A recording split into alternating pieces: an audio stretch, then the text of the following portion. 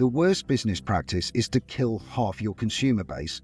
And if you carry on doing this, that's what you're doing. You may not be killing them literally, but if you see them as units of consumption from a purely really robotic business outcome, they can't buy things while they're bailing out their house. Saying to people, well, we're going to take away your choices, it's just, from a comms perspective, it's a disaster. But more to the point, you need majorities to make these things happen. We don't have a climate emergency problem. We have a climate communications problem. It's how to talk to people about this in a way that doesn't make them run away screaming. If you're business, if you're doing the work, for God's sake, tell people you're doing it. Don't hide it. Explain why you're doing it. Don't greenwash it, but, if it's good work, be proud of it and put it out there. Hi, Lewis. Thank you very much for joining us today. Could you tell us a little bit about yourself and your background? Sure. My name's Lewis Jamieson. I'm the co-founder and the chief executive officer of a charity based in the UK called Music Declares Emergency. I've worked in the music industry all my adult life since leaving university. And before that, even at university, I was involved in music as a promoter and as a DJ. About 5 years ago, I was concerned about why the music industry wasn't engaging with the climate emergency in a way that it had previously engaged with social issues, and found a group of people within the industry, artists and people who worked in the industry, had the same kind of concerns and interests. And between us, we came together to form this charity called Music Declares Emergency, which, as I say, that's 5 years ago. We now have groups in 15 countries, with the UK being the originator. What would you say is the main mission of Music Declares Emergency, and how does it drive sustainability in music? My co-founder Faye always says that it's to make being interested in climate action rock and roll, which is actually quite a good shorthand, if slightly kind of reductive. Essentially, our main mission is to mainstream concern for climate action, or to mainstream support for climate action, and concern over the situation that we find ourselves in as a species and as a planet in general. How that actually breaks down is essentially into three areas. So we split the music industry into business, artists and fans. We work with businesses to encourage better business practice, and then to also promote better business practice, and to increase engagement between different businesses within the industry and different sectors as well. The music industry is intensely competitive and to a degree does not have a history of collaboration. There are exceptions to that, but essentially in an intensive competitive business environment, giving your competitors any idea of what you're doing is not a good idea. And so for a time before we started working in this space, the idea of telling your competitors what you were doing in terms of business change around sustainability kind of fell into that basket. The problem with sustainable work, especially in an industry as interconnected as music, is it doesn't work properly unless there is collaboration. So to illustrate that for the listeners and viewers, if you are producing a record, your record will be pressed at a pressing plant. That's where the lump of plastic is turned into the disc that we all know and love. Those pressing plants aren't exclusive to individual record labels. They are a service that is used by multiple record labels. So if you want to take something really basic that needs to change in the music industry supply chain, which is the shrink wrapping that we'll all be familiar with if we're vinyl purchasers, that still insists on being wrapped around my records despite being a complete waste of plastic. Unless we get a majority of the businesses using the pressing plant to say we don't want the shrink wrap, the pressing plant will not change their production process, because why would they? That's bad business practice. And that's just one tiny example of that kind of collaboration you need across the board. So that's our work with the industry. With artists, the artists have this unique and special place in music, but just in society as well. Whilst there's a lot of pushback against celebrity culture, we don't tend to think of our artists as celebrities. Most of the artists we work with are not superstars. We're fortunate to work with the odd one, Billie Eilish and Radiohead and Willow and, some really big artists. But the vast majority of artists we work with are artists that are medium down to smaller artists. These are people whose music means something to an amount of people, and to that amount of people, it means something really important. And there is a real connection between artist and fan. So we work with them on the assumption and on the proviso that they actually want to work with us. I mean, that's the other thing. We're very clear that we don't go out chasing people. If people come to us and say, we like what you're doing, our first question is, well, what would you like to do? Not, here's what you do for us, which is, again, an old school charity way of just read this and wear this. We don't really do that. And so with artists, we believe that their influence and their demonstration of their beliefs and their morals and their ethics can be very, very powerful in motivating their fan base and in bringing the fan base into the conversation in ways that are not possible through other routes that are being used in climate. A lot of the climate messaging, whilst it was useful around the emergency 5 or so years ago, is now very, very aggressive and very oppositional, as we've seen with Just Stop Oil and other actors in that space. That's not to deny the use of that work, but it's not what we do. We want to bring people into the conversation and find consensus. That's what we're all about.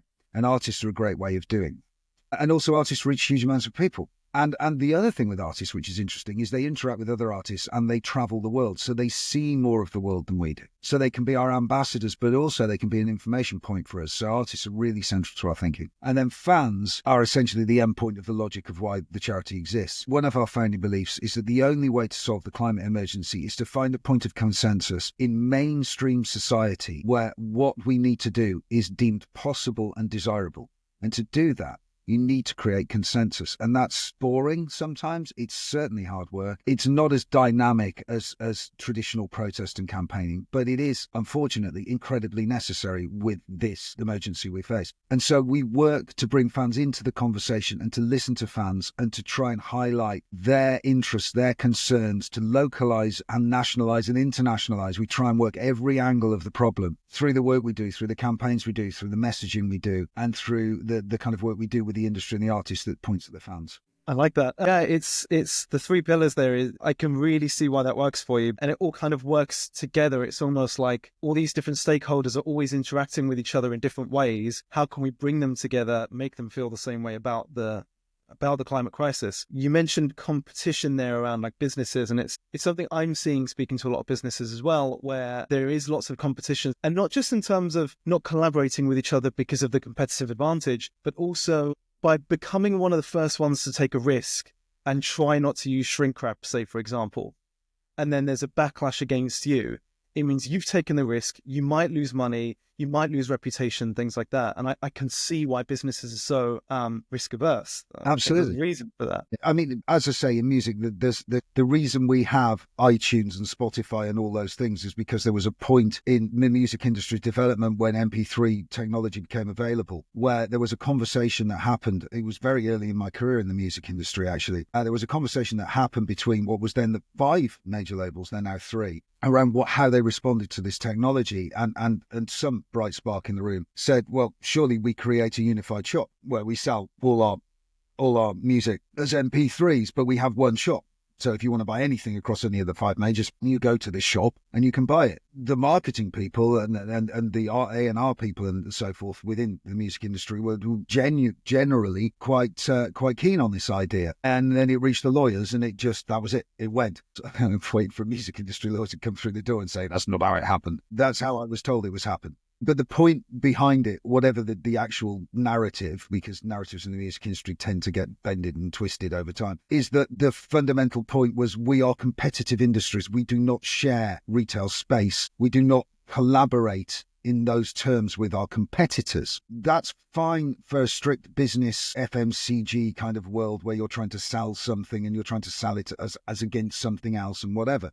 But the problem is that when that logic is applied into the sustainability field, so rather than sustainability or good business practice or forward-thinking, kind of ecological business practice being seen as a moral imperative, it's seen as a business edge. It's seen as a marketing tool. That's when it becomes an issue, because then it becomes part of your IP. And if it's part of your IP, obviously the natural kind of programming in the heads is to protect it. But we're not in a position where we should be protecting solutions to polluting industries or to bad distribution logistics or whatever it may be. It boils down to me to a simple thing, which I always say to people who start to get into this. I go, okay, I accept all of that as potentially an argument, but there's a fundamental underlying argument, and that is the worst business practice is to kill half your consumer base. And if you carry on doing this, that's what you're doing. You may not be killing them literally, but, look at what happened in Spain. If that happens in multiple European markets at the same time, which frankly, the scientists say, well, this is going to keep going and it's going to get worse. Even if you don't care about the people, if you see them as units of consumption from a purely like really robotic business outcome. They can't buy things while they're bailing out their house, and your market chain is disrupted and your distribution chain is disrupted, and half the goods that you've produced are ruined, and your insurances go up, and on and on and on and on. So even if you want to take all the kind of touchy-feely human stuff out of this and look at it purely from a cold bottom line ledger point of view, it doesn't make sense to not do this work. And the only way to do it effectively is to combine with those in your sector. So in particular in music, it goes cross-sector as well, because the life cycle of an artist campaign is the artist goes into a studio, makes a record. The record is then mixed, engineered, produced. It's made into things, vinyl and CD or digital files. Those are then distributed into shops or onto, Spotify and the things we're used to be heard. The artist then will always go on a tour, always, because that's how we sell stuff in the music industry. So then you're bringing in things like live logistics, trucking, haulage, venues, audience travel, catering, wastewater, waste, merchandise, etc. So for an artist to really be present in that space and for there to be a joined up, cohesive business message across it all those sectors need to be on the same narrative. They all need to, in their different ways, follow the same basic practices that are being agreed as part of the artist campaign. And the best example of this at the moment is Billie Eilish, where from the moment she steps into a recording studio to the moment she finishes her last date on a tour, everything in that whole chain of business logistics has a sustainability element to it. So the merch is ethically sourced, it's circular production, it's certified.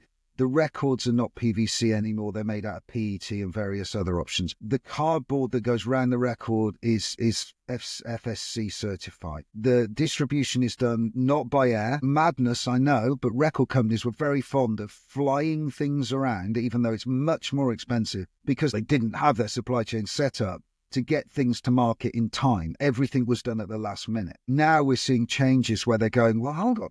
If we put it on a boat, it costs less and it reduces our carbon footprint. And all we need to do is just be a bit more organized. So all those changes are starting to happen. And from an audience point of view, from an end fan user point of view, going back to, our logic, if an artist has this message and the business chain around the artist is backing it up, when the audience then receives that piece of art and that message, they look at it and they go, yeah, that's genuine. You don't get greenwashing. You don't get this kind of disconnection between the artist and their message and the actual product. You can still be competitive, but in our terms, you'd be competitive on the quality of the art. That's all you need to be competitive on. If everything else is the same, then in a sense, I think it's a purer form of competition. So who's got the best music? Or to be honest, the best music plus the best image plus the best video plus all the other stuff. But that's fine, And so I think there's something there for businesses outside of music to look at and export. I used to work in a bakery when I was a student. I know for a fact that premium loaves and supermarket loaves are the same thing. They didn't change the mix over when the £2 loaf came past them. But there are all kinds of things across industries where industries use the same packaging, they use the same distribution networks, they use the same source materials, they use the same production processes. So that there is a point in, we can look at what the music industry is increasingly doing and apply it to other industries. And I think that's something that certainly is relevant here. I'm curious. Obviously, you work with a lot of different types of people, a lot of different stakeholders, you could say. What are some of the key strategies you've used in terms of getting your message out there, speaking to all these different diverse groups of people? Bribery, begging, to be serious, our initial conversations when we started in 2019 were with the industry. The reasoning behind that was that it wasn't that there weren't things happening in the music industry. There were lots of good initiatives already out there, and there were lots of individual businesses doing interesting things. There wasn't really any kind of community or any kind of understanding of a community where those individuals could come together in a meaningful way to create a consensus and a powerful body that could then advocate their work to other entities and also act as an information source, as an inspiration hub. So that was our first piece of work. And really, in the first instance, what we were doing was there's a few things we were doing. We were going to those who were already doing it and saying, we need you on board because we need your expertise and we need your advocacy power and we need your examples. So that was like stage one, what have we already got and what can we do with it? And then stage two was kind of going out there and talking to the key players in the music industry, which in our terms, the three major labels now is Universal Music, Sony Music, and Warner Music. Essentially, there's been an endless kind of cycle of eating of each other until we're left with three. And then there's another layer of large independent labels, so non-shareholder owned, privately owned record labels. And then below that, lots of smaller labels. So we knew we needed the big labels. So we started conversations with them. We knew they'd be hesitant because they're big companies and they've got shareholders and they can't just sign off and do whatever they want. We understand the bureaucracy and the process. So we pitched low, essentially. We said, look, we're not asking you to commit to anything beyond committing to giving a shit, beyond actually caring, beyond saying we want to do something about this, we want to play a positive role in this, which was a pitch that they could take, that it was something that they could handle. It took some persuading, but once we got one of them to sign, the other two came on, and that made a big difference. So we had kind of critical mass, because once we had the three majors, everyone went, we better take it seriously then. So then, because we got them, we got the BPI, which is the umbrella body for the recorded music industry in the UK, the British Phonographic Institute, run the Brits. And because we got them, we got the Association of Independent Music. We'd already got some of the independents anyway, because they were more front foot on this stuff anyway. And then in live, it was the same process. There's Live Nation, who anybody who goes to a show will be familiar with, because you will have been to one of their shows, because they do so many shows in this country. And then there's AEG, and they're the two big players in the UK. So we got them, and we got Live UK, which is the umbrella body. And it was really that process. Obviously, everybody in the room had connections in the music industry, so we were insiders, so that helped. We got Radiohead and Massive Attack in through the door, and Foals and a few other bands early doors. We kind of used their names to say what they've signed, because again, you know, the bigger earners in the industry, when you're going to their label or you're going to their promoter, it's like, well, your band's signed, so shouldn't you be on board with this? And what we got them all to do, actually, I haven't explained this, is initially it's called Music Declares Emergency because we started with a declaration of a climate and ecological emergency, which was all the rage in 2019. You know, the UK government did it, various cities and towns did it. For us, it was essentially just a way of getting people to put a flag down. It's the terms of membership of the club, essentially. But the argument we made to them was that music, historically, since the birth of popular music, so post-war, early 50s really, since the growth of the record companies, has been a cultural power. And that to an extent, some of the viability of your business is vested in that being relevant and that still being part of what you do.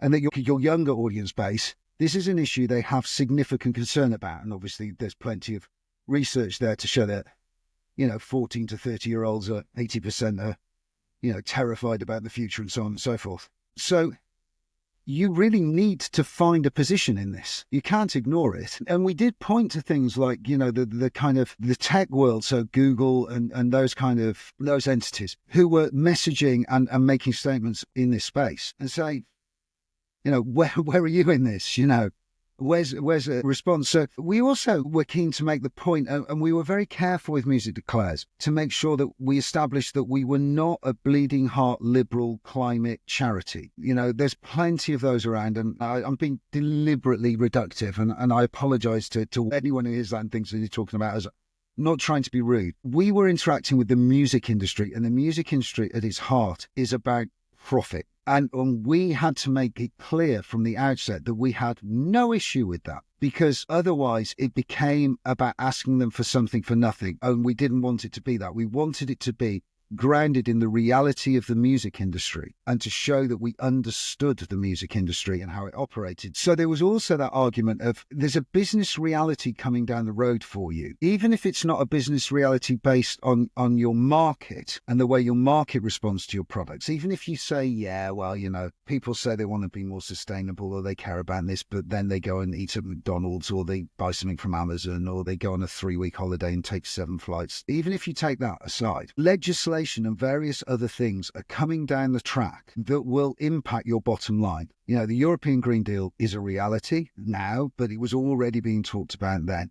Carbon taxing was already being talked about then. So those things were realities that would come. And the cost of making their products in the way they were making them would go up, partly because of legislation and partly because of resource. There was kind of a two-track approach. One was, as a cultural power, this is a space you might want to be in if you want to retain that kind of cultural relevance that music has had for many, many, many years. Even in pop music, there's always been a thread of counterculturalism, rebellion, pushing against the norm. It comes and goes and it ebbs and flows, but it's always there or thereabouts. But also there's just a hard-nosed get your CFO in the room thing here, which is, in terms of how your business operates, in terms of a global market you're operating in terms of the way Europe's looking at carbon and looking at sustainability, you're going to be in a position soon where you're just going to have to start to think about this stuff at a business level and at an organizational, operational level. So if you're going to do that, why not have the upside of the cultural level as well? Yeah, it's about being seen to do the right thing, but also doing the right thing at the same time. Yeah. And I think you hit on something there for me. I've spoken to a lot of people in sustainability now where they tried for a while to sell sustainability into companies, like take my product, take my service because it's sustainable. And they found that it didn't work because at the end of the day, companies are there to make more profit or make more of an impact by getting more revenue and doing it that way. And you slightly touched on it there as well in terms of people's habits. It needs to be that the sustainable option is the option that makes sense, whether it's that it doesn't affect your life or make it any more negative in any way, and that for businesses, it doesn't affect their profits or revenue, but it either keeps them at the same point or helps them get more by also being sustainable. Yes. And again, it's slightly reductive, like you said, but I found the companies that do the best are the ones that are selling something that also happens to be the more sustainable option, which when you think about it, doesn't feel right, because I guess we all feel like we have to make a bit of a sacrifice for the long term, for the future. But I think trying to self-sacrifice isn't an easy thing. No, it's sometimes it's an impossible thing, and it's one of the things I always point to is that negative climate messaging and that negative sustainability messaging, which is you can't have this and you mustn't do that and you can't eat that and you can't go there, and then people come back and go, don't feel like this is landing. Funny that you've just told them that you can't do anything anymore, and they're not happy, whether you like it or not. We live in a consumerist society that's been embedded for over 50 years now. We are used to a kind of immediacy culture where if you want something, you can have it within a reasonably short frame of time. Now, if I want to hear my favorite song, I can listen to it now because that's what streaming has done. Now, I don't even have to do what I used to have to do, which is get off my chair, go to my record collection, pull the record out and put it on the turntable. I literally have even cut down that 2 minutes of interaction. So that multiplicity of choice thing is a reality. And so saying to people, well, we're going to take away your choices, it's just, from a comms perspective, it's a disaster. But more to the point, you need majorities to make these things happen, unless you're going to go down the route of legislating, and then you're in a whole world of pain. And I think that's the challenge that governments are going to start hitting. We're already seeing it, where there are certain things that they feel they need to legislate on for good reason. Electric cars is the obvious one that springs to mind. You're asking people to buy something that is a big ticket item, and you haven't changed the tax system to encourage it. We have this in the music industry. There are new fleets out there for touring that run on HVO, and there are people that are trying to develop electric fleets as well for touring. But the tax system doesn't reward them. So if you as a manager or a tour manager come to those entities and you say, okay, well, I'm doing like a 12-day UK tour. I need a sleeper bus for 12 people. Give us some quotes. Even the most progressive company will go, well, this is our super shiny new HVO bus that has like 0 emissions and is great and blah, blah, blah. And that's the bottom line on that. And here's old guzzler that still runs off diesel. Diesel will be cheaper. You have to have a point at which government intervention can be a good thing. That's a tax issue. You've got to change the kind of landscape there. If you want to incentivize people, you need to incentivize them. And that's a legislative thing, but that's not happening. And that's frustrating as hell. The other thing is how within the things that are possible, how that is presented. The one I love is vinyl, because obviously I quite like vinyl, as you may have noticed already. There are now a multitude of new versions of vinyl, none of which have ever been near PVC or oil. And there's PET, and there's one that's made from mycelium, I think, mushroom bacteria, and there's one that's made from waste, and there's one that all these different things. But at a very basic messaging level, the conversation is straightforward. Do you like vinyl? Yes. Here, have a record. I don't think I can have these anymore. They're bad for the environment. That one isn't. You can have as many of those as you like. Okay, that's a positive future. And just taking that mindset and applying it to everything is to me a much more sensible way doing it. And then also not pricing things because you can, and that's, again, a function of the way our consumerist business culture works. That slapping recyclable on it or slapping sustainable on it does not give you the right to put an extra pound on it. If you need to, then you need to do the piece of work with your audience to explain why. And I've seen that done really well. I've seen artists on tour and merchandisers who want to move away from the kind of fast-moving, fast fashion way of doing merchandise, because merchandise is a huge part of the music industry now. There's a lot of money invested in not just T-shirts and hoodies, but hats and caps and oh God, everything. You can stick a logo on it, they've tried it, kind of thing. There are companies that are doing it, and what they do is they put a piece of message on going, this is a new product, these are the reasons why it's more expensive, it's made from this is how we make it, etc. So the consumer can make an informed decision. And what my friend who he does a hat every year for a band, it's like a Christmas thing that they do every year. He changed it up last year. Because they got the messaging right, their sales actually went up, even though it was £2 more. So there's definitely space within, the market. If you approach the consumer correctly and you show the value of what you're doing and you show the value of the product to change your practice, and you don't necessarily have to pile high and sell low. The only thing I would say in a wider business context with that is until we get to a point where there's more equity within our society, I am very nervous of telling people that they shouldn't buy fast fashion. Because if you're somebody who lives on very small amounts of money and, you only have a certain amount of budget, immediately your choices are restrained. So it's not as straightforward as that. But where possible, I think you can change the messaging and encourage the consumers that can afford it to make better choices. That's an interesting one for me, is the whole morality side of that. When it comes to fast fashion, there wouldn't be an option if companies weren't taking advantage of environment or people or something to be able to get that. But then at the same time, if people can't afford to buy clothing that lasts for 20, 30 years from a reputable place, then who is anyone to say that they aren't allowed to buy fast fashion? Yeah. It's a difficult one. Yeah. And I think the issue there lies with the companies that have done that. But at the same time, if they weren't around, then those people that don't have enough money won't be. It's a difficult one. It is difficult, but there is a stark reality at the bottom of it, which is that those companies produce far more clothing than's ever needed. I mean, I can't remember the stat I saw a couple of days ago. So there's a new documentary on Netflix about how they get people to buy stuff, which is absolutely fascinating. And there's this amazing stat around fast fashion that there's like 15 billion pieces of clothing made every year or something ludicrous like that. And it's like more clothing than people kind of thing. There's one that did stick was a lot of the secondhand clothing that people very kindly put in bags to go to charity ends up in Gambia. And there are 15 million people that live in Gambia, I think it is. And they get 50 million items of clothing sent there every year. So there's 50 million people, 50 million items of clothing. So obviously it all ends up on the beach rotting, because what are you going to do with it? So this thankfully wasn't a £5 sweatshirt, but say it was a £5 sweatshirt. It's not a £5 sweatshirt. It's a £5 sweatshirt plus all the damage it's done on its way through. So it's probably more like a £10 sweatshirt,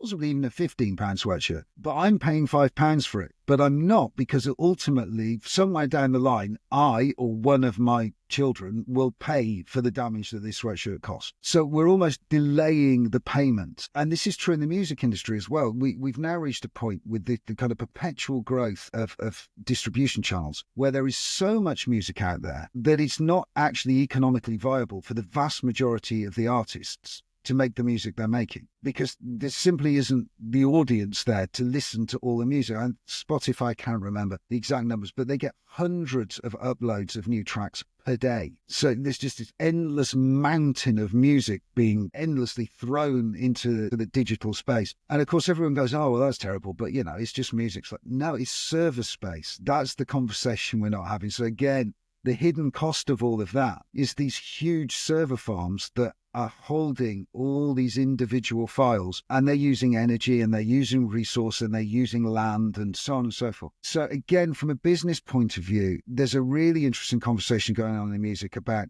is it possible to rein this back in? Is it possible to have a manageable music industry that puts some guardrails back in? You used to have to go to a recording studio to make a demo before you could get signed. So you had to save up to go to the recording studio. So a lot of bands never really got there, because somewhere between forming and going to the studio to record their demo, they realised they were terrible and went, I'm not that bothered. But now every band that forms has a tune on Spotify in about 2 weeks because it's very, very easy to do it. So that's one access point. And then the second access point of getting signed, and the third access point of, putting the time in, and all those access points have just disappeared. And there's this interesting conversation about where value lies and how can we kind of somehow have something that once again is manageable in business terms, because at the moment it's just not. It's a very, very complicated and very large landscape. And from our point of view, from climate and sustainability and ecological impact, there are all kinds of impacts that we're not even talking about yet. We're talking about vinyl and distribution and touring, and those are all very important conversations. We haven't yet gotten to talking about digital footprints because this is such a vast thing, and who owns the servers and whose responsibility are they? And, is it just us or is it film and TV and da-da-da-da-da-da?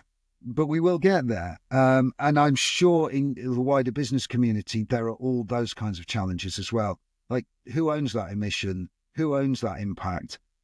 How do we reduce it back down? Is the genie out of the bottle? There's some big, big questions, and we need to start solving these quite quickly, I think. If you had one piece of advice for other sustainability companies, what would it be? Stay positive. It sounds stupid, but I've been doing this, 5.5 years now. And for a time in the middle of those 5.5 years, I found it incredibly depressing because you have to stay kind of on top of what the impacts are. And it's not particularly happy reading, especially the way it's framed, and you try and look at the positives as well. So, staying positive. Because ultimately, I remember a friend of mine who used to live in Tel Aviv saying to me that, I can't remember, his second intifada, I think they were over there.